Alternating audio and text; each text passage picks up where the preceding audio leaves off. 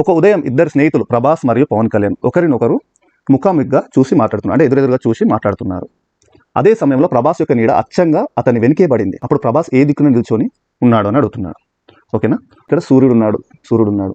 ఓకేనా, ఉదయాన్నే అంటున్నాడు, అంటే ఇది తూర్పు అవుతుంది కదా, తూర్పు సైడ్ కదా సూర్యుడు ఉదయించేది తూర్పు సైడ్. ప్రభాస్ ఇటు ఫేస్ చేసి ఉన్నాడు ఈ ఇమేజ్లో చూడండి.